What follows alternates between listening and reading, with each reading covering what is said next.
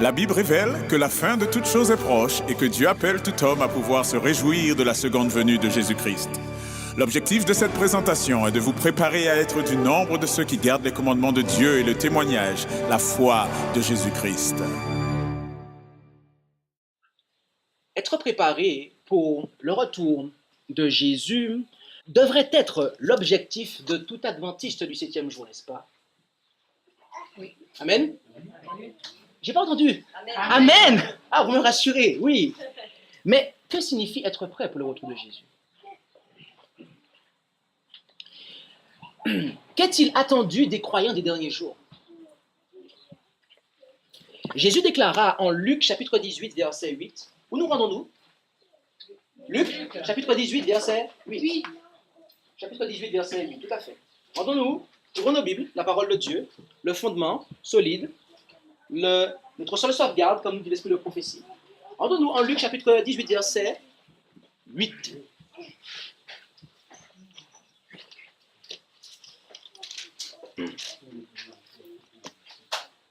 Et là, Jésus déclare, « Je vous dis qu'il les vengera bientôt. Mais quand le Fils de l'homme reviendra, » Ah, il est question ici du retour de Jésus, n'est-ce pas? Oui. Jésus lui-même l'a dit, ce n'est pas moi. Quand le Fils de l'homme reviendra, trouvera-t-il la foi sur la terre? Supposons que Jérémie dise à Aurore, lundi matin, « Ma chérie, vais-je trouver de la nourriture en rentrant? » Qu'est-ce que Jérémie veut laisser entendre à Aurore en lui disant cela? Il lui laisse entendre par cela qu'il espère voir le repas préparé lorsqu'il reviendra. N'est-ce pas? D'accord. Et voyez-vous, ce fut la même chose pour Jésus. En parlant de son retour, il laissa entendre, en Luc 18, verset 8, il laissa entendre à ses auditeurs qu'il espérait voir la foi, une foi vivante, quand il reviendrait. Et cette question de Jésus est reliée à l'événement décrit au verset 14 du chapitre 14 du livre de la révélation de Jésus-Christ, qui est l'Apocalypse. Et nous avons lu ce verset-là ce matin, n'est-ce pas? Et ce verset-là nous parle de quoi, si vous vous en souvenez? Si vous ne vous en souvenez pas, on va le reprendre. Ça ne fait pas de mal. C'est quoi? C'est Jésus-Christ qui revient sous les nuits des cieux pour la moisson, n'est-ce pas? Et qu'est-ce qu'il y a juste avant ça? Il y a quoi? Non, mais c'est pas bien, c'est que j'ai pas entendu en fait. Pas exactement, mais en Apocalypse 14, qu'est-ce qu'il y a avant que Jésus revienne? La triple proclamation. Donc le message des trois anges. Et lorsque vous regardez le message du troisième ange, au verset, notamment au verset 12, il nous est parlé d'un peuple bien particulier. Il nous est dit que c'est ici la patience des saints. Ce sont ici ceux qui gardent les commandements de Dieu et la foi de Jésus. Mes amis, voilà la réponse à la question posée par Jésus. Jésus posait la question de savoir, mais vais-je trouver la foi sur la terre? Et l'Apocalypse 14, verset 12 nous donne la réponse. Oui, la réponse est oui, il y aura un peuple qui va garder la foi. Mais la réponse est bien complète. La foi de Jésus. En cet instant, le titre de ma présentation est le Fils de Dieu. Mais je vais commencer cette présentation en traitant de la foi de Jésus. Okay? Le Seigneur nous a mis à cœur de traiter ce sujet-là, puisque comme nous l'avons vu vendredi, il fait partie des piliers de notre foi, mais c'est un sujet qui est tellement large, mes amis, qu'il faut bien plus d'une présentation ou d'une heure pour le présenter. Et même avec les 2 heures qu'on va passer, donc maintenant et demain, nous n'aurons même pas fait tout le tour de la foi de Jésus. Est-ce que vous comprenez la foi de Jésus, vous qui êtes ici? Avez-vous déjà entendu parler de cela? Avez-vous déjà entendu une série d'études, un prédicateur vous faire une série d'études sur la foi de Jésus, vous expliquer la foi de Jésus aussi clairement que les commandements de Dieu? Mes amis, ce n'est pas le cas. Il vous manque un fondement essentiel. Si vous n'êtes pas au clair là-dessus, vous avez une difficulté de manière à pouvoir faire partie des saints d'Apocalypse 14, 12. Et Dieu merci, il fera en sorte que cette difficulté-là soit palliée. nous devrions comprendre la foi de Jésus, mes amis. Comme nous l'avons vu vendredi soir, l'inspiration nous dit que la foi de Jésus est l'un des piliers de notre foi. Et il nous a également été dit que les prédicateurs devraient en parler lors des camp meetings, ou si vous préférez, lors des séminaires. Et c'est pour cela que je vais en parler par la grâce de Dieu. En effet, dans The Review and Herald, le 22 mai 1900, le paragraphe 17, la messagère du Seigneur déclara « Dans l'œuvre ayant lieu lors de nos camp meetings, nous devrions mettre en avant les vérités du message du troisième ange. » Excusez-moi, il y a une erreur d'orthographe, il y a un S. « Élevez l'étendard, les commandements de Dieu et la foi de Jésus. Faites de cela le thème important. Ensuite, entourez-le par de puissants arguments et rendez-le encore plus vigoureux. Insistez davantage sur l'Apocalypse. Lisez, expliquez et appliquez ces enseignements. » Mes amis, est-ce que nous comprenons la foi de Jésus? Nous le devrions. Lorsque nous considérons le message du troisième ange, nous voyons que les commandements de Dieu et que la foi de Jésus, les commandements de Dieu et la foi de Jésus, que ces deux éléments-là sont opposés à la marque de la bête et de son image. En d'autres termes, pour éviter la marque de la bête et de son image, il nous faut garder les commandements de Dieu et la foi de Jésus. Par conséquent, l'observation des commandements de Dieu et de la foi de Jésus est la seule manière, l'unique et seule manière d'éviter la marque de la bête et de son image. Est-ce que vous avez suivi ce qui vient d'être dit, mes amis? Si quelqu'un n'a pas suivi, qu'il n'ait pas peur de lever sa main et de me dire pour que je reprenne ça parce que c'est archi important. Reprends? Ok. Lorsque nous considérons le message du troisième ange, nous voyons que les commandements de Dieu et que la foi de Jésus sont opposés à la marque de la bête et de son image. Autrement dit, éviter de prendre la marque de la bête. Pour éviter la marque de la bête, il nous faut garder les commandements de Dieu. Puisque le texte dit, c'est ici la patience des saints, ce sont ici ceux qui gardent les commandements de Dieu et la foi de Jésus. Et le texte dit ça après avoir présenté un peuple qui suit la bête et son image. Donc, par déduction, éviter la marque de la bête, c'est garder les commandements de Dieu et la foi de Jésus. Est-ce que maintenant tout le monde a compris ça? Oui. Donc, je vais redire la phrase finale. C'est que l'observation des commandements de Dieu et de la foi de Jésus est la seule et unique manière d'éviter la marque de la bête. Mes amis, comprenons-nous la foi de Jésus? Nous le devons. Cela est un devoir, mes amis. Dans ces conditions-là, cela est un devoir. Ce n'est pas une option, mes amis. Cela est un devoir, une nécessité pour notre salut. La question de Jésus en Luc 18, verset 8, était due à la connaissance prophétique qu'il avait des derniers jours. Notre maître savait que dans les derniers temps, quelques-uns abandonneront la foi pour s'attacher à des esprits séducteurs et à des doctrines de démons. Lisons-nous dans 1 Timothée 4, verset 1, version Louis II 1910. Et que cela arriverait parce que les hommes ne souffriront point la saine doctrine, mais où, désireux d'entendre des choses agréables, ils s'amasseront des docteurs selon leur convoitise et fermeront l'oreille à la vérité et se tourneront vers des fables. J'ai combattu le bon combat, dit Paul, j'ai achevé la course, j'ai gardé la foi. Lisons-nous en 2 Timothée chapitre 4, versets 3, 4 et 7. Et par son serviteur, Paul, Jésus déclara au jeune pasteur Timothée, « Si tu présentes ces choses aux frères, tu seras un bon ministre de Jésus-Christ, nourri des paroles de la foi et de la bonne doctrine que tu as exactement suivies. » En France, on m'appelle Timothée parce que je suis le plus jeune prédicateur. Et lorsque je lis ces paroles-là, mes amis, je me sens vraiment concerné. Mais je pense que tout un chacun devrait être concerné, quel que soit notre âge.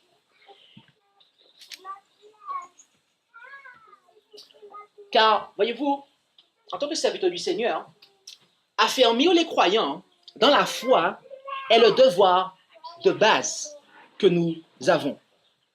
En effet, en Éphésiens chapitre 4, versets 11 à 14, il est dit C'est aussi lui qui a établi les uns apôtres, les autres prophètes, les autres évangélistes et les autres pasteurs et docteurs pour le perfectionnement des saints, pour l'œuvre du ministère, pour l'édification du corps du Christ, jusqu'à ce que nous soyons tous parvenus à l'unité de la foi et de la connaissance du Fils de Dieu, à l'état d'homme fait, à la mesure de la stature parfaite de Christ, pour que nous ne soyons plus des petits enfants flottant et emportés çà et là à tout vent de doctrine par la tromperie des hommes et par leur adresse à séduire artificieusement.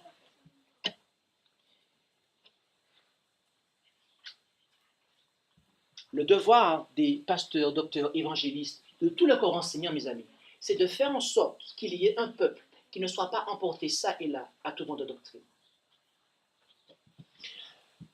Après avoir lu ces paroles de la plume de l'apôtre Paul, nous pouvons remarquer que quand il emploie le terme foi, il signifie par là quoi? Doctrine. Dans tous les textes que nous avons lus, quand l'apôtre Paul emploie le mot foi, vous pouvez le remplacer ce mot foi-là par doctrine. Donc, dans ce contexte-là, le mot foi est synonyme de doctrine, mes amis. De la saine, bonne et sainte doctrine. Et il y a plusieurs références qui présentent la foi comme étant un système de doctrine. Et celles qui s'affichent à l'écran en sont quelques-unes. Je ne pourrais pas tout vous prendre, mais vous prenez tous ces textes-là chez vous, vous les analysez un par un, vous verrez que dans tous ces textes-là, vous pouvez remplacer le mot foi par doctrine parce que c'est ce qui est signifié en fait. OK? Donc, oui. On peut remplacer le mot foi dans tous ces textes-là. Par doctrine. Par doctrine, mais Ils ont pour sens doctrine en fait. Ils ont pour sens doctrine. Le sens qu'on connaît de la foi. Pas le sens. Parce que la vérité, la foi, c'est la. Ok. La foi, c'est quoi? La foi vient de ce que l'on entend, et ce que l'on entend vient de la parole de Dieu. D'accord. La parole de Dieu, c'est pas avec ça qu'on fait la doctrine?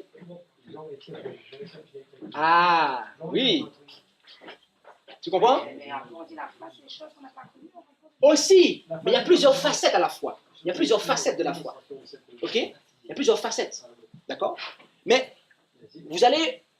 C'est peut-être nouveau pour vous, et je comprends que certains d'entre vous ne peuvent pas tout saisir parce que c'est nouveau. Mais prenez le temps.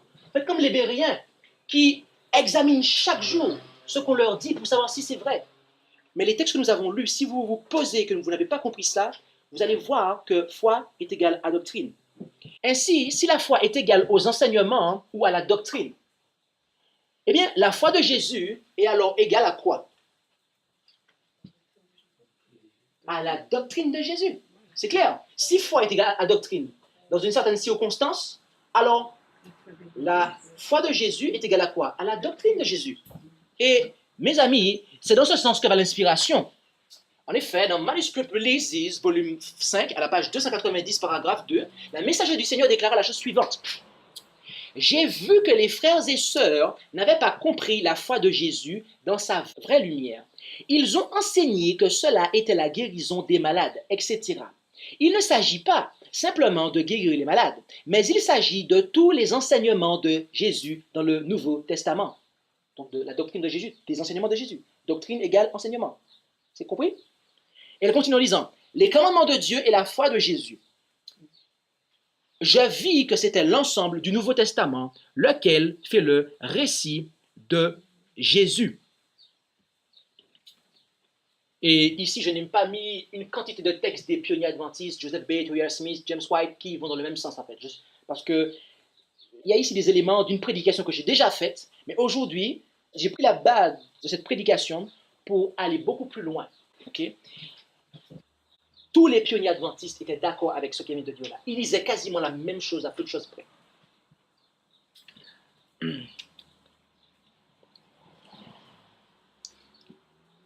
Je vous repose la question. Avez-vous déjà entendu beaucoup d'adventistes du 7e jour, modernes, ou des croyants d'autres dénominations, enseigner cela aussi clairement que le fait la messagère du Seigneur? Pour ma part, la réponse est non. Mais pourquoi un tel état de choses? Pourquoi, dans les différentes dénominations, notamment dans l'Église adventiste du 7e jour, pourquoi nous n'avons pas une doctrine, un enseignement, un article qui fait plusieurs pages, et même des livres et des dizaines de livres écrits pour expliquer aux gens la foi de Jésus aussi clairement qu'on l'a fait pour les commandements de Dieu. Pourquoi c'est le cas? Pourquoi en 2017, à l'heure où je vous parle depuis ce pupitre, pourquoi dans l'adventisme, il y a une minorité de personnes qui comprennent ce qu'est la foi de Jésus? Que s'est-il passé, mes amis? Est-ce que vous pensez que c'est une petite chose, ça? Cela est un véritable problème, mes amis. Et la réponse que moi, je vous apporte au pourquoi, c'est peut-être, ou tout du moins certainement parce que la foi de Jésus, la doctrine de Jésus, implique la doctrine du Fils de Dieu, mes amis. Lorsque nous nous rendons en Matthieu, chapitre 26, versets 62 à 64, où nous rendons-nous? Matthieu 26, versets 62 à 64. Tout à fait. Et à cet endroit-là, nous lisons, Matthieu 26, 62 à 64, nous lisons que alors le souverain sacrificateur se leva et lui dit à Jésus, « Ne réponds-tu rien? Qu'est-ce que ces gens déposent contre toi? » Mais Jésus se tut. Alors, le souverain sacrificateur, prenant la parole, lui dit, « Je t'adjure par le Dieu vivant de nous dire si tu es le Christ, le Fils de Dieu. » Jésus lui répondit, « Tu l'as dit, et même je vous le déclare. Dès maintenant, vous verrez le Fils de l'homme assis à la droite de la puissance de Dieu et venant sous les nuées du ciel. » Mes amis, lors de son procès, Jésus fut faussement accusé et, de manière étonnante, il garda le silence. Mais lorsque le souverain sacrificateur, qui était à cette époque-là Caïphe, le plaça sous serment et lui demanda s'il était le Fils de Dieu, Jésus ne put garder le silence plus longtemps. Et il dut confirmer au souverain sacrificateur et à tout le Sanhédrin réuni qu'il était le Fils de Dieu. Mes amis, le fait que Jésus soit le Fils de Dieu, cela est une part intégrante, si vous préférez, de sa doctrine, de sa foi. Cela n'est pas dissociable, mes amis. Et c'est pour cela que Jésus déclara ce qu'il déclara en Jean chapitre 7, versets 14 à 16. Où nous rendons-nous? Jean chapitre 7, versets 14 à 16.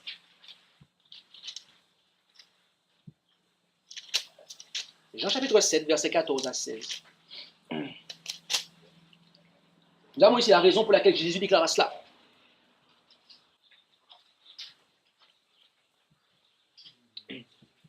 Jean 7, 14 à 16. Vers le milieu de la fête, Jésus monta au temple et il enseignait. Et les Juifs étaient étonnés et disaient, « Comment cet homme connaît-il les Écritures, ne les ayant point apprises ?»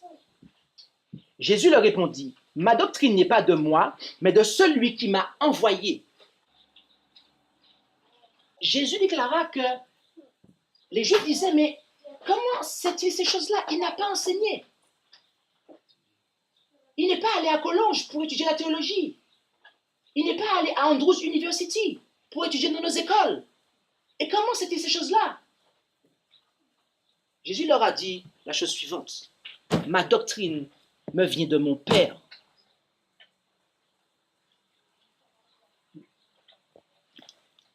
Et quelle était la doctrine, mes amis, que Dieu le Père donna à Jésus?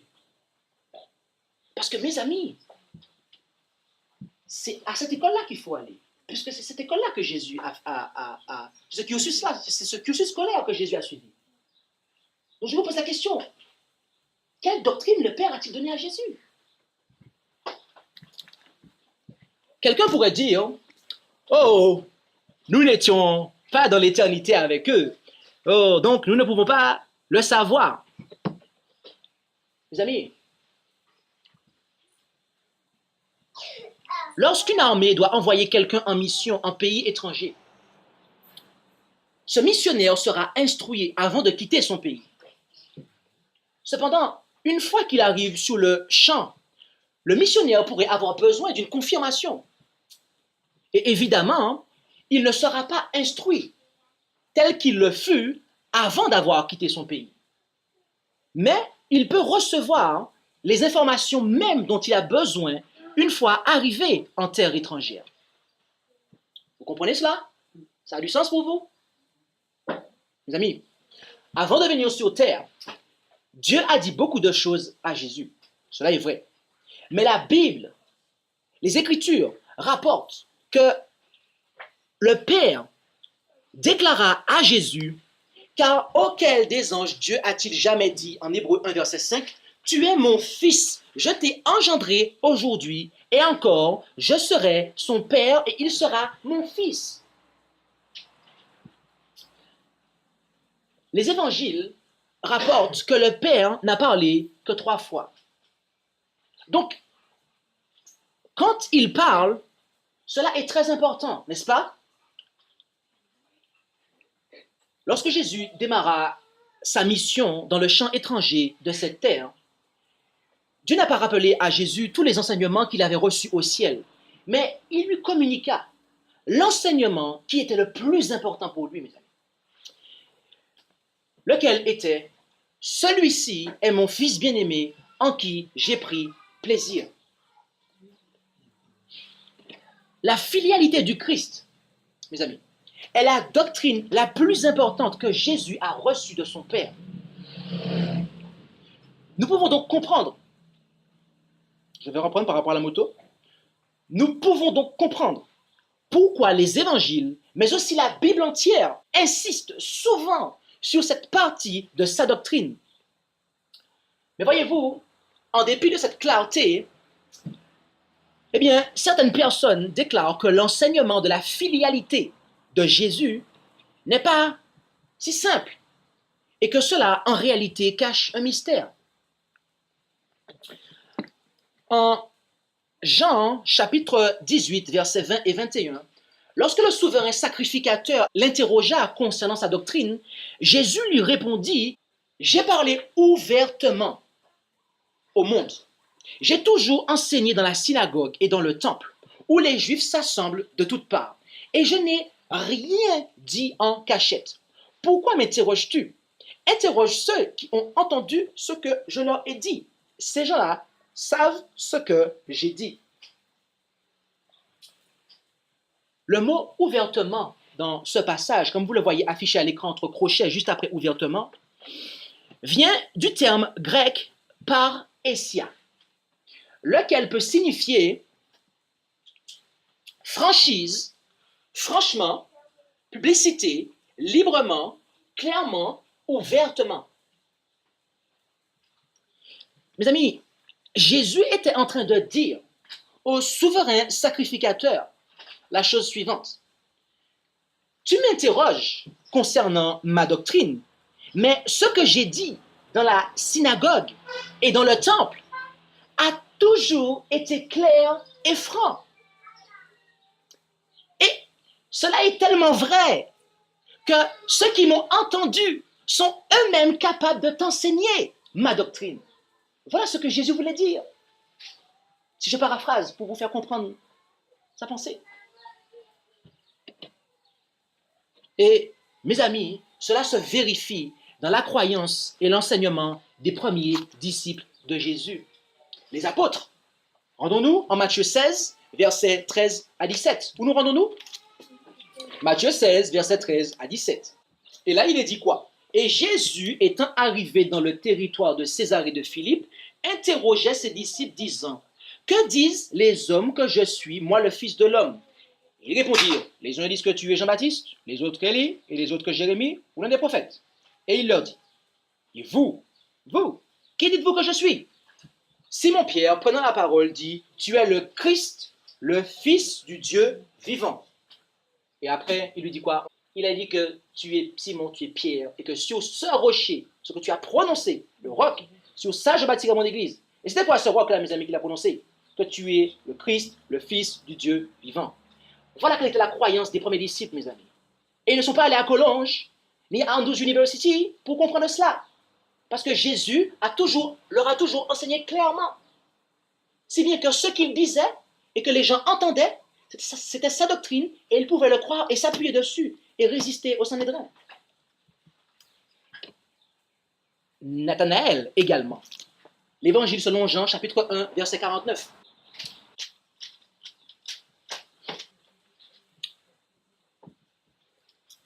Nathanaël lui répondit, « Maître, tu es le Fils de Dieu, tu es le roi d'Israël. » Les apôtres et puis Nathanaël. Mais pensez-vous que cela s'arrête là? Il y a un apôtre dont il faut qu'on parle, l'apôtre Paul, en Actes chapitre 9, versets 19 à 20. Entendons-nous? Actes 9, 19 et 20. Acte 9, versets 19 et 20.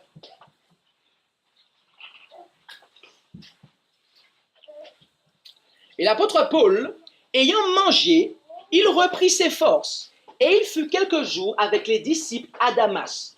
Et il prêcha aussitôt dans les synagogues que Jésus était le Fils de Dieu. Les apôtres, les disciples, l'apôtre Paul, qui n'a pas marché avec Jésus, et qui a reçu tout son évangile par la révélation de Jésus. Ils ont tous prêché, mes amis, que Jésus était le Fils de Dieu. Ainsi, cette croyance du Fils de Dieu était tellement ancrée chez les premiers disciples que l'Église primitive baptisait même les croyants dans le nom de Jésus, et plus précisément dans le Jésus, Fils de Dieu. En effet, au chapitre précédent, Acte 8, versets 36 à 38. Où nous rendons-nous? Acte 8, tout à fait. Ce n'est pas très long, c'est juste la page avant. Et comme ils continuaient leur chemin, ils rencontrèrent de l'eau. Et l'eunuque dit, « Voici de l'eau, qu'est-ce qui m'empêche d'être baptisé ?» Et Philippe lui dit, « Si tu crois de tout ton cœur, cela t'est permis. » Et l'eunuque, répondant, dit, qu'est-ce qu'il a dit? « Je crois que Jésus-Christ est le Fils de Dieu. » Et alors, il commanda qu'on arrêta le chariot, et ils descendirent tous deux dans l'eau, et Philippe et l'eunuque, et Philippe le baptisa.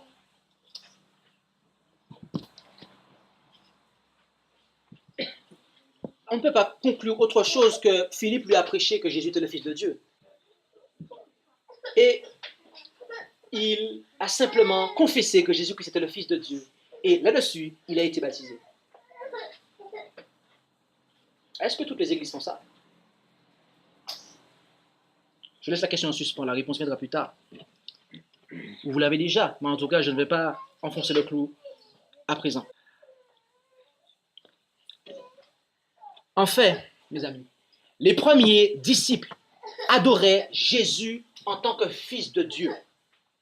Je répète, en fait, les premiers disciples adoraient Jésus en tant que Fils de Dieu et pas autre chose. En effet, en Matthieu, chapitre 14, versets 31 à 33, où nous rendons-nous? Matthieu 14, 31 à 33. Et découvrons cela pour voir le Jésus qu'ils adoraient. Matthieu 14, versets 31 à 33. Et aussitôt, Jésus étendit la main et le prit, lui disant, « Homme de peu de foi, pourquoi as-tu douté ?» Et quand il fut entré dans la barque, le vent cessa. Alors ceux qui étaient dans la barque vinrent et l'adorèrent en disant, « Tu es véritablement le Fils de Dieu. » Attendez mes amis, ils sont venus, tous ceux qui étaient dans la barque, donc les apôtres qui étaient là, ils sont venus, ils se sont mis à l'adorer. Imaginez la scène. Ils se sont mis à l'adorer et à lui dire, « Tu es véritablement le Fils de Dieu. »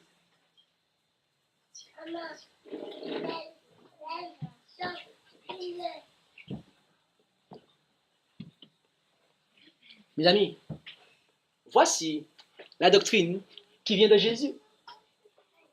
Elle est si claire, elle est si franche que quiconque l'entend des lèvres de Jésus est capable d'enseigner et de pratiquer la foi de Jésus. il n'y avait pas de mystère dans la bouche de Jésus, notamment quant à sa filialité. Lors de la présentation de l'inauguration que j'ai faite vendredi soir, nous avons vu que Jésus-Christ a bâti son Église sur lui. Et sur lui en tant que Fils de Dieu.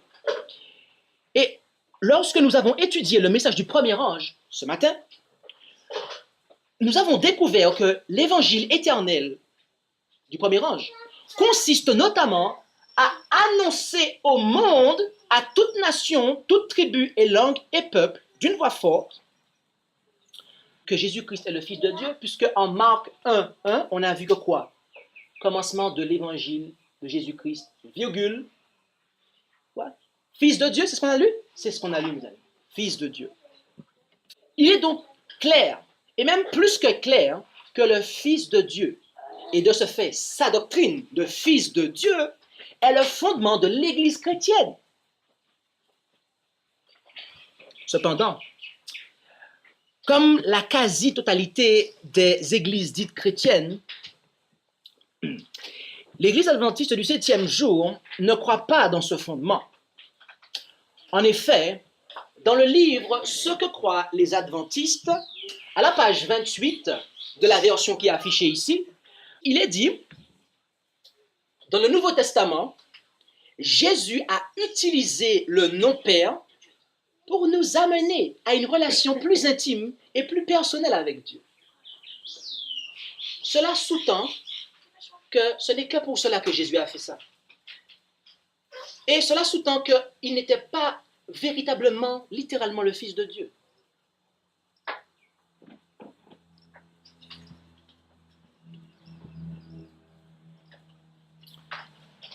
Le corps enseignant de l'Église adventiste du 7e jour s'est mis d'accord pour dire que lorsque Jésus dit Père, il ne veut pas réellement dire qu'il est le Fils de Dieu. Mais mes amis, savez-vous comment l'inspiration qualifie les enseignants qui attribuent un sens mystique aux Écritures, tout comme il est écrit là? Est-ce que vous savez comment Ellen White qualifie ça? Remarquez tout ce que nous avons vu dans la Bible, mes amis. Remarquez que tout ce que nous avons vu dans notre Bible, mes amis, tout ce que les disciples croyaient, tout ce qu'ils pratiquaient, le Jésus qu'ils adoraient, remarquez tout ce qui est là. Et d'un côté, on a un livre qui fait des centaines de pages qui nous dit autre chose. Qu'est-ce que vous pensez que l'esprit de prophétie va dire par rapport à ça? Dans la tragédie des siècles, à la page 649 et au paragraphe 2, le messager du Seigneur déclare: les vérités les plus clairement révélées dans les Écritures ont été mises en doute par des savants qui, s'attribuant une grande sagesse, enseignent que les Écritures ont un sens mystique, secret, spirituel, qui ne paraît pas dans les termes employés.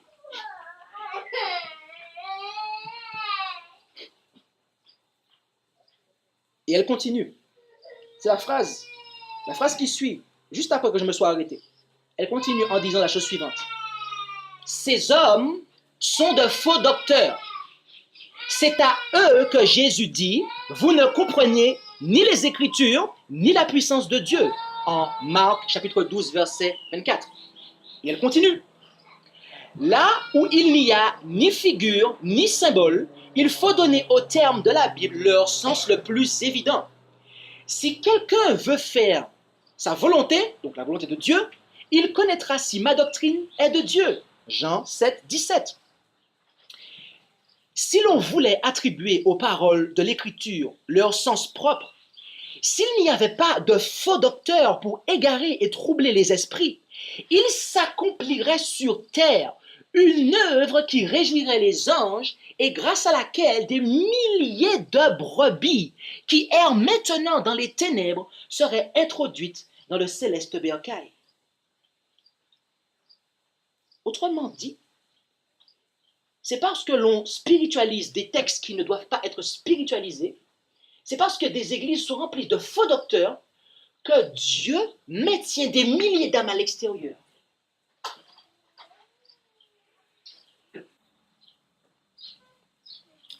Mes amis, les véritables docteurs de l'Église du Fils de Dieu n'égarent pas son troupeau.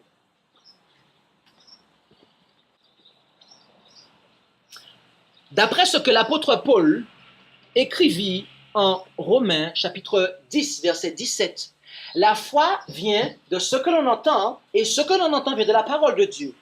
Donc en résumé, la foi vient de la parole de Dieu. Amen. Lorsque le Père proclama audiblement du haut des cieux que Jésus-Christ est son Fils, cela ne faisait que confirmer la foi qu'avait Jésus. Il ne lui a pas appris quelque chose. En effet, Jésus était un étudiant de la parole. Et cela se manifeste dans le fait que dans le désert, il a repoussé l'ennemi en lui disant « Il est écrit, il est écrit, il est écrit ». Et l'ennemi est parti. Mes amis, je fais une parenthèse ici. Si le péché règne dans votre vie, il vous faut vous réclamer des promesses de Dieu et repousser l'ennemi par des « il est écrit », par la foi de Jésus, par la parole de Dieu, mes amis. Car la foi de Jésus vient de la parole de Dieu. Mon frère, ma soeur, si le péché règne dans ta vie, d'une manière quelconque, sache que la victoire est possible pour toi. Amen. Merci, ma soeur.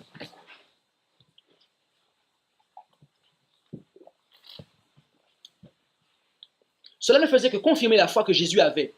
En effet, Jésus était un étudiant de la parole. Et la portion de la parole qui était à sa disposition de son vivant était quoi? Le Nouveau Testament? Non, l'Ancien Testament. Lorsque nous nous rendons en Genèse, chapitre 1, verset 26. Où nous rendons-nous? Genèse 1, 26. Et que lisons-nous là? Il est dit, « Puis Dieu dit, faisons l'homme à notre image, selon notre ressemblance. » Qui est celui qui a dit « Faisons l'homme à notre image et selon notre ressemblance » Première question. C'est Dieu. Et à qui l'a-t-il dit? À Jésus. D'où me sors-tu ça, ma soeur? Quelle école de théologie as-tu fait pour me sortir ça? Je n'ai pas fait. T'as pas fait? Non. Comment? Tu as écouté Jésus alors? Ben, j'y crois ce que la Bible dit. Ah, amen. Alors, moi je vais vous dire où Jésus a appris ça. Rendons-nous en Proverbe 30, verset 4. Proverbe 30, verset 4. Proverbe 30, verset 4. Et même, nous lirons à partir du verset 2 jusqu'au verset 4. Pour avoir un peu de contexte, pour bien comprendre la chose. Il est dit ici, Proverbe 30, verset 2 à 4, « Certainement, je suis le plus borné de tous les hommes.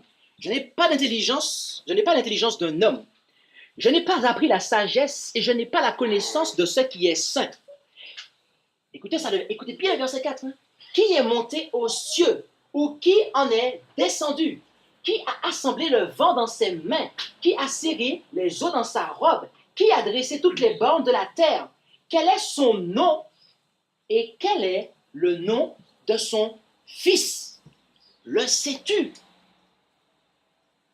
Mes amis, les véritables juifs savaient que Dieu avait un fils.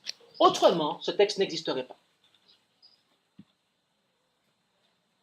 Donc, si ce n'était pas le cas avant, maintenant, vous savez qu'avant de venir sur terre, Jésus était déjà le Fils de Dieu.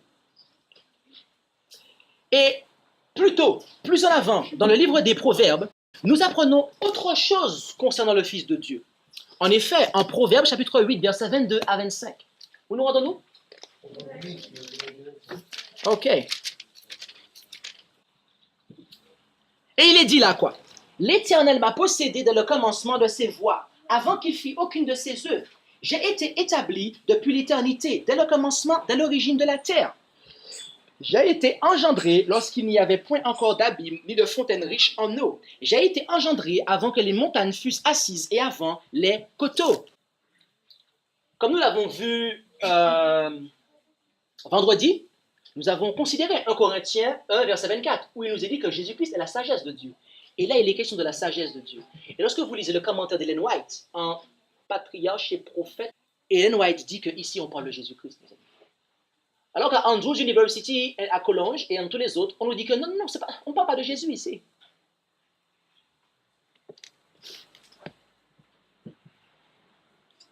Le verbe hébreu qui fut traduit ici par engendrer est employé dans ce verset dans la forme poulal, c'est-à-dire la forme rare. Et la définition pour la forme poulal, mes amis, est l'unique définition qui puisse être appliquée ici. Et cette définition est la suivante. Être fait pour se tordre, être fait pour porter et être engendré. Et dans cette forme, ce verbe n'est employé qu'à 3 endroits dans la Bible. Et les versets suivants en sont les deux autres endroits. Job 15, verset 7. Es-tu le premier-né des hommes? As-tu été formé, hébreu, forme poulal, avant les montagnes? Et dans Psaume 51, verset 5, voilà, j'ai été formé, en hébreu, forme poulal, dans l'iniquité, et ma mère m'a conçu dans le péché. Comme vous pouvez clairement le voir, mes amis, le terme engendré en Proverbe 8, versets 24 et 25, ne peut que signifier être engendré ou né. Si Proverbe 8, 24 et 25 parlaient simplement d'une sagesse intellectuelle, alors vous devriez conclure qu'il y eut un temps où Dieu acquit la sagesse et qu'avant ce temps, il n'avait pas de sagesse. Donc il était fou. Mais non, mes amis, ces versets ne peuvent pas parler de cela, mais bien de l'origine du Fils de Dieu. Et voyez-vous, saisir cela est important. Car c'est ce qui nous permet de bien comprendre Jean 3, verset 16. Ouvrons nos Bibles en Jean 3, verset 16. Vous le connaissez, je pense, hein? Dieu a tant aimé le monde qu'il a donné son Fils, hein? Afin que quiconque croit en lui ne périsse point, mais qu'il ait la vie éternelle. Amen. Le Nouveau Testament de la Bible que j'utilise, la version Osterwald, est traduit à partir du Textus Receptus. Et le terme traduit par fils unique vient du grec monogénèse. Et ce terme est composé de 2 mots. Monos, qui signifie un ou le seul, et, deuxièmement, génèse, qui signifie naissance ou génération. Et donc, littéralement, monogénèse signifie le seul engendré, en fait, ou le seul né. Ainsi, d'après ce verset, Jésus déclare qu'il est le Fils unique engendré de Dieu. En fait, il y a 5 autres versets dans le Nouveau Testament où monogénèse est employé en rapport avec Jésus. Nous allons tous les afficher ici. Jean 1, 14. Et la parole a été faite chair, et elle a habité parmi nous, pleine de grâce et de vérité, et nous avons contemplé sa gloire, une gloire comme celle du Fils unique, monogénèse, donc unique engendré, venu du Père. Jean 1, 18, c'est que verset après. Personne n'a jamais vu Dieu. Le Fils unique, monogénèse, donc unique engendré, qui est dans le sein du Père, est celui qui l'a fait connaître. Jean 3, 16, on l'a déjà lu. Jean 3, 18, qui dit « Celui qui croit en lui n'est point condamné, mais celui qui ne croit point est déjà condamné, parce qu'il n'a pas cru au nom du Fils unique, monogénèse, unique engendré, de Dieu. » Et le dernier là. L'amour de Dieu envers nous, 1 Jean 4, verset 9, l'amour de Dieu envers nous apparut en ce que Dieu a envoyé son Fils unique, monogénèse, c'est-à-dire unique engendré, dans le monde afin que nous vivions par lui. Le fait que toutes les Bibles francophones traduisent monogénèse par unique est dû à la nouvelle théologie chrétienne qui, tout comme les Juifs de son époque, de l'époque de Jésus, n'admettait pas que Jésus puisse avoir été engendré du Père dans l'éternité passée et qu'il serait ainsi devenu l'égal de Dieu. Parce que lorsque Jésus disait, lorsqu'il appelait Dieu son Père, se faisant ainsi le Fils de Dieu, les Juifs comprenaient tout de suite qu'il se faisait l'égal de Dieu. Il existe 4 autres versets où monogénèse n'est pas employé en rapport avec Jésus. Donc tout ce que nous venons de dire là était employé par rapport à Jésus.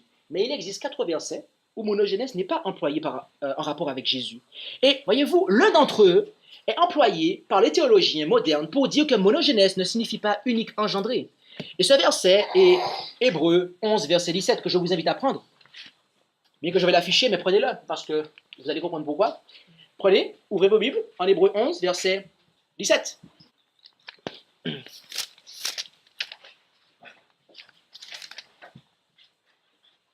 Il est dit, par la foi, Abraham offrit Isaac lorsqu'il fut éprouvé, et que celui qui avait reçu les promesses offrit son unique, c'est-à-dire monogénèse, donc unique engendré. Mes amis, Ismaël était également le fils d'Abraham, disent les nouveaux théologiens. Et ils ont raison, Ismaël était également le fils d'Abraham. Et donc les nouveaux théologiens disent que par rapport à cela, on conclut, et on doit conclure, que monogénèse ne peut pas signifier unique engendré. Voilà ce qu'ils disent. Mais mes amis, cela est incorrect. Car au verset suivant, au verset 18, l'apôtre Paul donne la condition pour monogénèse. Dans quel contexte il applique monogénèse? Lisons le verset 18 à présent. Dont il avait été dit, c'est en Isaac que ta postérité sera appelée. Isaac était le fils unique engendré d'Abraham, à qui la promesse de la postérité avait été donnée. Donc, l'argumentation des théologiens ne tient pas, parce qu'ils ont la condition qui est qu'on parle de la promesse. Et Isaac était bien le seul fils unique engendré d'Abraham, d'après lequel, ou par lequel devait s'accomplir la promesse. Vous comprenez ça? Encore une fois, tout texte ôté de son contexte devient un prétexte. Et certains de ceux qui reconnaissent que monogénèse signifie unique engendré disent qu'il ne s'agit pas d'une naissance ayant eu lieu dans l'éternité, mais de celle ayant eu lieu à Bethléem. Mais, voyez-vous, mes amis, cela est faux pour au moins 2 raisons. Premièrement, comme nous l'avons vu dans le livre des Proverbes, le Jésus qui participa à la création était le Fils de Dieu engendré, n'est-ce pas? Ce qui signifie que l'engendrement de Jésus est antérieur à la création, n'est-ce pas? Et oui. Deuxièmement, en Jean chapitre 3, verset 16,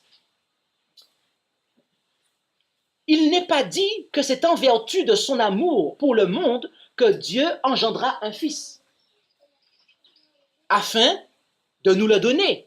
Ce n'est pas ce qu'il a dit, mes amis. Mais que c'est parce que Dieu a tant aimé le monde qu'il a donné son fils unique engendré. Cela implique, bien aimé, que Dieu avait déjà un fils unique engendré à donner. Et quand est-ce que Dieu a donné ce fils? Jésus-Christ nous le dit dans sa révélation. Apocalypse 13, verset 8, dans la version Martin 1744. De sorte qu'elle sera adorée par tous ceux qui habitent sur la terre, desquels les noms ne sont point écrits au livre de vie de l'agneau, qui a été immolé dès la fondation du monde.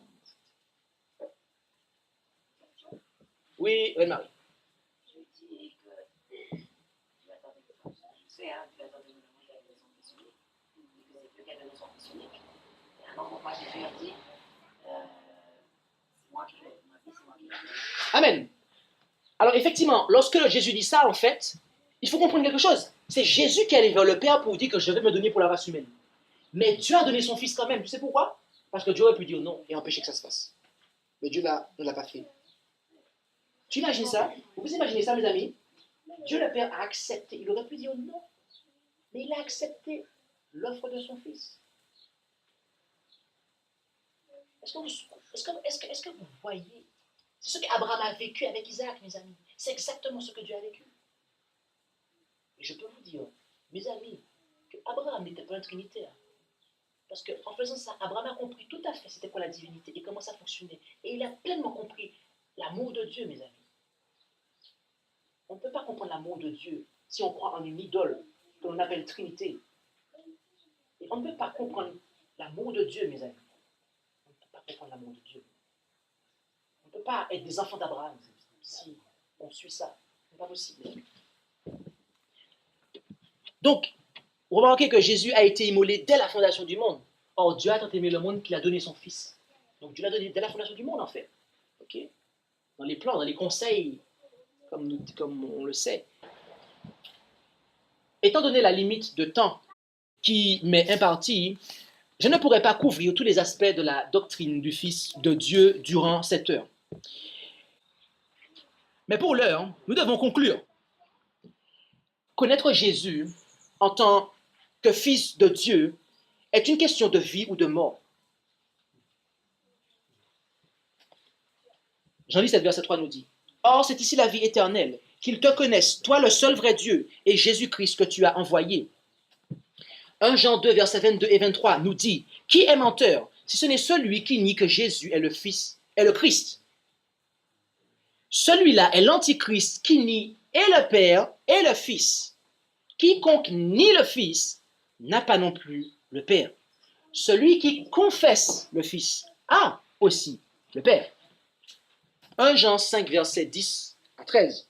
Celui qui croit au Fils de Dieu a le témoignage de Dieu en lui-même. Celui qui ne croit point Dieu le fait menteur, puisqu'il n'a pas cru au témoignage que Dieu a rendu de son Fils. Si je vous dis qu'il y a une chose que Dieu ne peut pas faire, que Dieu est incapable de faire, je pense que vous allez dire, mais ce petit jeune homme-là est un faux docteur. Parce qu'il est en train de nous dire que Dieu ne serait pas tout-puissant et qu'il ne serait pas capable de tout faire. Si vous pensez ça, je vous invite à considérer la chose suivante. Car il y a une chose, mes amis, une seule chose que Dieu ne peut pas faire. Il en est incapable. Il y a une chose qui existe que Dieu est incapable de faire. En vue de l'espérance, Tite 1, 2, en vue de l'espérance de la vie éternelle que Dieu, qui ne peut mentir, a promis avant les temps éternels. Mes amis, Dieu est incapable. Il n'a même pas la capacité de pouvoir mentir. Vous vous rendez compte? Il n'a pas dû penser non plus. C'est-à-dire? Il n'a pas dû penser qu'il fallait mentir non plus. Il en est incapable. Techniquement parlant, si je puis dire ainsi, la divinité n'est pas capable de mentir, mes amis. Dieu ne peut pas mentir, mes amis. Dieu ne peut pas mentir. Mes amis, le Dieu qui ne peut pas mentir a dit la vérité lorsqu'il a déclaré que Jésus-Christ est son Fils. Et Jésus, qui, d'après sa révélation, l'Apocalypse, est le témoin fidèle et véritable, lui non plus ne ment pas en affirmant à des dizaines de reprises dans l'Ancien Testament et aussi également à travers ses apôtres, en affirmant qu'il est le Fils de Dieu. Lorsque nous pensons à une Trinité, mes amis, nous faisons Dieu menteur et nous disons que Jésus-Christ n'est pas le témoin fidèle et véritable. Et vous savez pourquoi? Puisque c'est lui qui parle aux églises. Et à la fin, il dit que celui qui a les oreilles entende ce que l'Esprit dit aux églises. En fait, on ne peut pas reconnaître cet Esprit qui nous parle comme étant Jésus qui nous parle. Mes amis, la divinité ne ment pas. Elle en est incapable. Le Jésus dont nous parle la Bible n'est absolument pas la deuxième personne de la Trinité, mais bel et bien le Fils unique engendré de Dieu. Maintenant, il se pourrait que vous ne soyez pas d'accord avec la présentation biblique que je vais réaliser durant cette heure. Et si tel est le cas, permettez-moi de vous dire humblement, mais avec assurance, qu'il n'y a pas qu'avec la Bible que vous ne serez pas d'accord.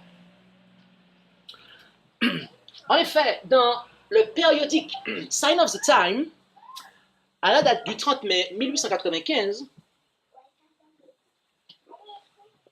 Ellen White déclara que Dieu a tant aimé le monde qu'il donna le seul fils qu'il avait engendré, ou son seul fils unique engendré.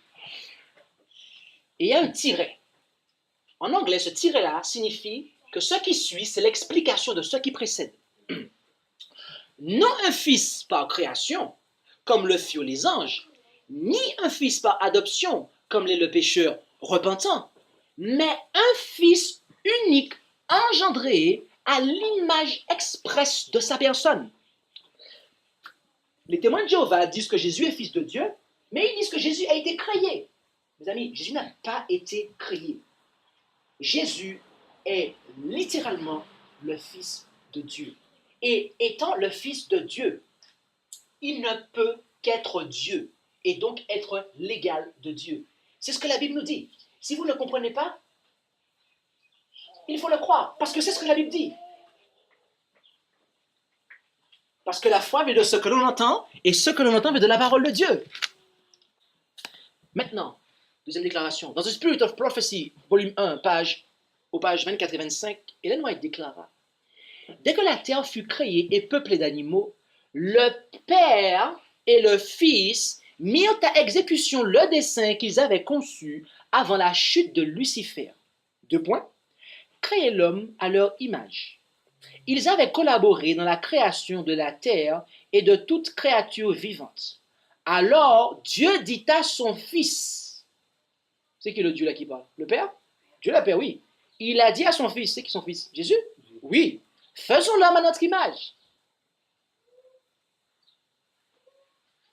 Lorsque Dieu dit à Jésus, Jésus, faisons l'homme à notre image, Genèse nous dit, à la fin du verset, il fit l'homme à son image, il le créa mâle et femelle.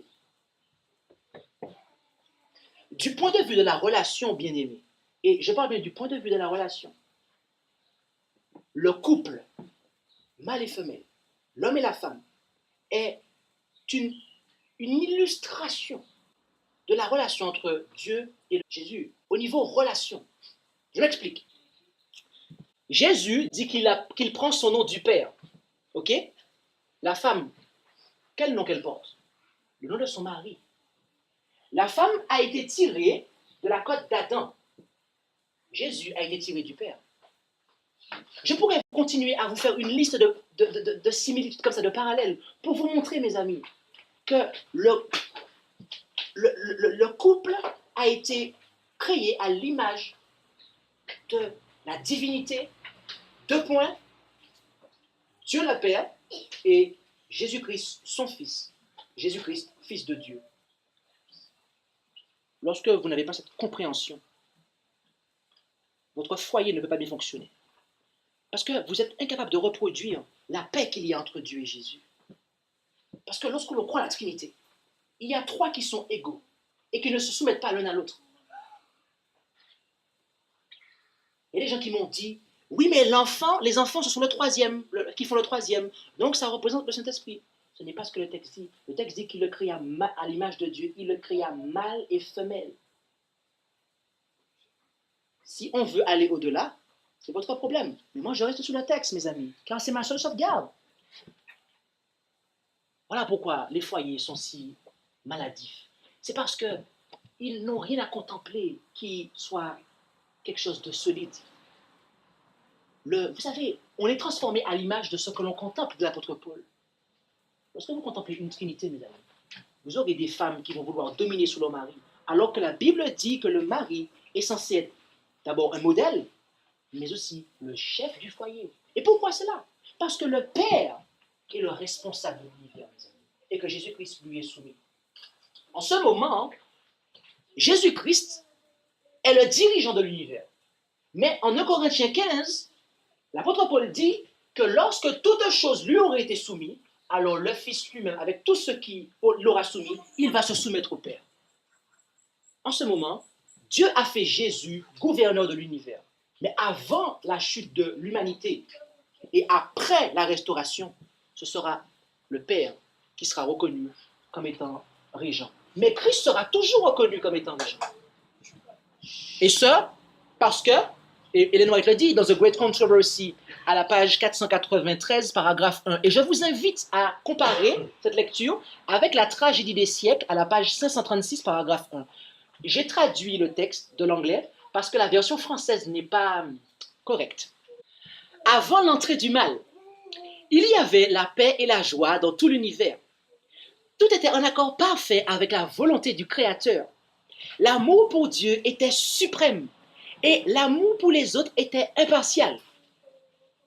Christ, continue-t-elle, la parole, l'unique engendré de Dieu. Et c'est la raison pour laquelle je n'ai pas pris le français. Parce que dans le français, le traducteur de la tragédie des siècles a dit le Fils unique. Mais ici, Ellen White, dans l'anglais, vous pouvez vérifier, elle ne dit même pas le Fils unique engendré, elle dit l'unique engendré en fait. C'est tellement vrai que vous pouvez même enlever le mot Fils et dire l'unique engendré, mes amis. Elle dit, Christ, la parole, l'unique engendré de Dieu, était un avec le Père.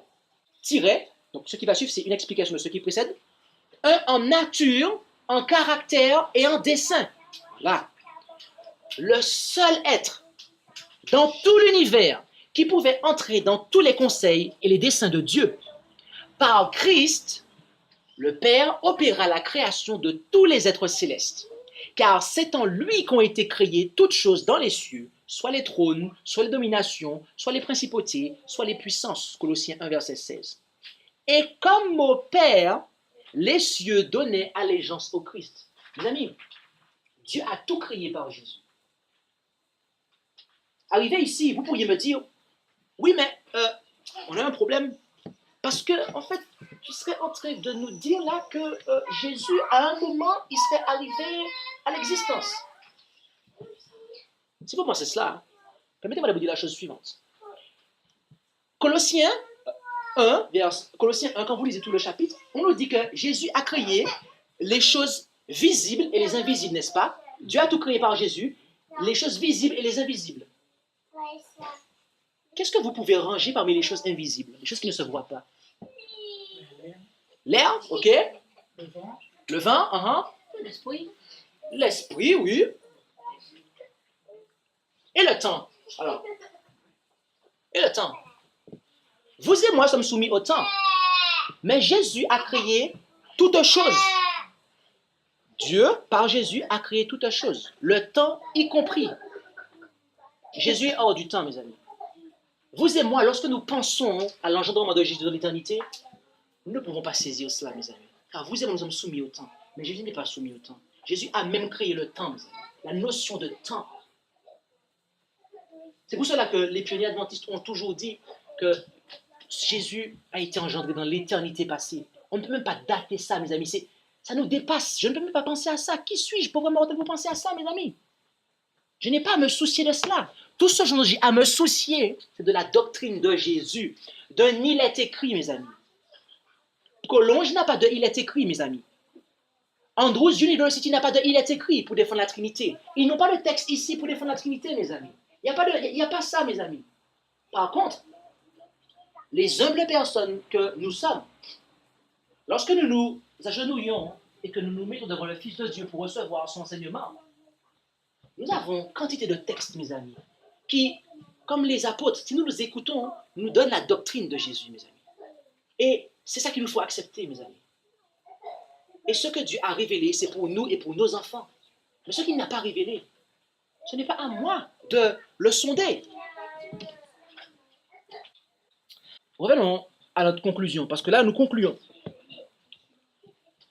Après tout ce que nous venons de voir dans notre seule sauvegarde, après tout ce que nous venons de voir dans la source d'autorité suprême pour notre foi, et après ce que nous avons vu dans les commentaires inspirés,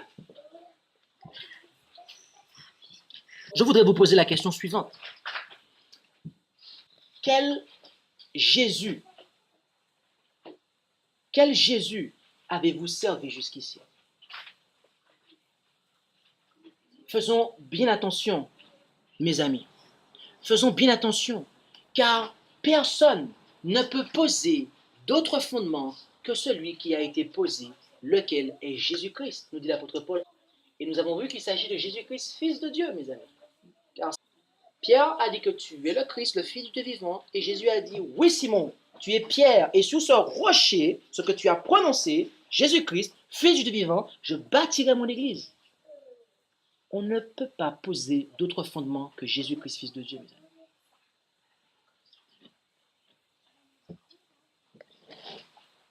Chers bien-aimés, si vous désirez donner votre vie au Fils de Dieu, au Seigneur et Sauveur, à votre Seigneur et Sauveur, parce que voyez-vous, mes amis, les églises peuvent enseigner plein de choses. Les églises peuvent écrire beaucoup de livres et remplir des librairies. Et comme un ange, voler par le milieu du ciel et annoncer à travers les chaînes de télévision qu'ils ont créées, Free Behind, Up Channel, ainsi que les radios qu'ils ont créées, elles peuvent remplir la terre entière en disant que oui, la Trinité, c'est le Dieu de l'univers. Mes amis, cela ne fera pas de ce mensonge de la Trinité une vérité. L'Église catholique est mondialement connue et elle enseigne la corruption. Comme on l'a vu, par son apostasie, elle détruit les fondations. Et pourtant, ce qu'elle enseigne ne fait pas de cela la vérité. Mes amis, si vous désirez donner votre vie à Jésus-Christ, Fils de Dieu, celui qui est enseigné dans les Écritures, celui que vous trouvez sans l'aide de Collonges et de Andrews University, celui que, même si vous n'avez pas fait d'études de théologie, vous n'avez pas étudié le grec et l'hébreu, que vous pouvez adorer simplement, comme le faisaient les disciples dans la barque, qui n'avaient même pas étudié, qui étaient illettrés. Ce Jésus-là, mes amis, si vous voulez le servir et l'adorer, alors je vous invite à vous agenouiller avec moi et à prier.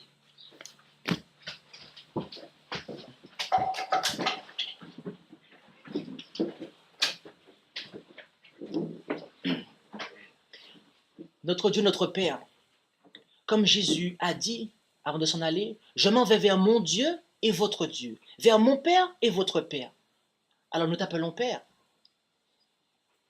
Nous voulons, Seigneur, nous comprenons de par l'Écriture, qui est si simple à comprendre, que des faux docteurs ont tâché de nous déformer à nos yeux. Nous voulons, reconnaître et accepter, comme tous les disciples de l'agneau l'ont fait, reconnaître et accepter Jésus-Christ en tant que Fils de Dieu. Et de ce fait, accepter la foi de Jésus. Car lorsque Jésus reviendra sur terre, il regardera et il cherchera qui est-ce qui aura sa foi. Et nous comprenons que cela en fait partie. Tendre Père, merci de bien vouloir nous aider à comprendre que tu n'enlèves pas également toute occasion de doute, mais que tu nous demandes de baser notre confiance sur le poids de l'évidence, comme le dit la messagère. Et lorsque l'on regarde les évidences, les choses sont si claires. Les choses sont si claires pour nous. Tu nous as si clairement révélé les choses. Alors merci Père pour cette révélation. Et merci de nous donner la victoire. Cette victoire qui se trouve en Jésus-Christ, Fils de Dieu. Merci pour tout. Merci pour ce saint sabbat que tu nous as accordé. Merci pour cette bénédiction. Veuillez nous garder pour la semaine qui est tout doucement en train de s'approcher. Et veuillez nous faire du bien. Nous t'en prions dans le beau nom et par les mérites de Jésus. Amen. Merci d'avoir écouté cette présentation avec intérêt. Pour plus d'informations, consultez notre site internet lereste.org et suivez-nous sur Facebook ainsi que sur YouTube à @lereste. Vous pouvez aussi nous contacter par email à info@lereste.org ou par téléphone au +33 6 12 60 13 69.